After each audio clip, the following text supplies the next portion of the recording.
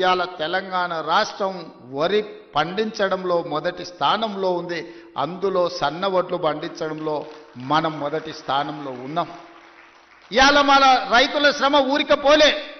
ఇవాళ మీరు కష్టపడి పండించిన సన్న వడ్లు బియ్యంగా మారి పేదోళ్ళ కడుపు నింపుతున్నాయి అని అంటే ఇంతకంటే రైతుల కళ్ళల్లో ఆనందం ఏముంటుంది? తెలంగాణ రాష్ట్ర ముఖ్యమంత్రిగా మీ సోదరుడిగా ఇంతకంటే విజయం ఏముంటుందని చెప్పి నేను ఈ సందర్భంగా మిత్రులారా మిమ్మల్ని అడుగుతున్నా. అందుకే ఇవాళ రకరకాల ఇబ్బందులు ఉన్నాయి. చాలామంది ఈరోజు మా బిల్లులు రాలేదంటున్నారు.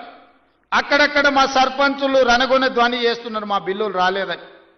నేను మా సర్పంచ్ మిత్రులను అడుగుతున్నా, అయ్యా నేను వచ్చే నాటికే మీ కాలం అయిపోయింది సర్పంచుల పదవి.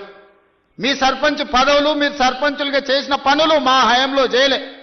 ఆనాడు మీరు పనిచేస్తే ఆనాడు బిల్లులు చెల్లించండి. ఆయన మీలాకటి బిల్లులు చెల్లించనివి 1,29,000 కోట్ల రూపాయలు నా నెత్తి మీద అప్పు మోపి పొయ్యిండు. మొయ్యలేనంత భారం నడుము వంగిపోయే పరిస్థితి ఉంది. దాదాపుగా 60,000 కోట్ల రూపాయలు కాంట్రాక్టర్లకు బిల్లులు పెండింగ్ పెట్టిపోయిండు. ఉచిత కరెంటు బిల్లులు 20,000 కోట్లు విద్యుత్ శాఖకు పెండింగ్ పెట్టిపోయిండు. ఇట్లా చెప్పుకుంటూ పోతే ఫీజు రియంబర్స్మెంటు, షాదీ ముబారక్, కళ్యాణ లక్ష్మి ప్రతి దగ్గర దొరికిన కాడల్లా అప్పు చేసిండు. అందిన కాడల్లా టోపీ పెట్టిండు. మొత్తానికి 8,29,000 కోట్ల రూపాయల అప్పు నా నెత్తి మీద మోపి బట్టి విక్రమార్క గారి నడుము వంగిపోయే పరిస్థితి రాష్ట్ర వ్యవస్థను, ఆర్థిక వ్యవస్థను మాకు అప్పచెప్పిండు. ఇన్ని అప్పులు, ఇన్ని తప్పులు చేసి ఇంకా ఇవాళ రోడ్ల మీదకి వచ్చి అడ్డమైన మాటలు మాట్లాడుతున్నారు.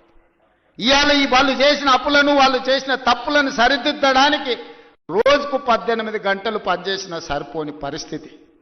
ఈ నేపథ్యంలో ఈరోజు సర్పంచులు ఒక పక్కన ఫీజు రియంబర్స్మెంట్, ఇంకొక పక్కన ప్రభుత్వ ఉద్యోగులకు పాపం 35 ఏళ్ళు కష్టపడి ఉద్యోగాలు చేసి వాళ్ళు దాచిపెట్టుకున్న పైసలు, వాళ్లకు రిటైర్మెంట్ బెనిఫిట్స్ ఇవాళ 12,000 కోట్ల రూపాయలు బకాయిలు పెట్టిపోయిండు.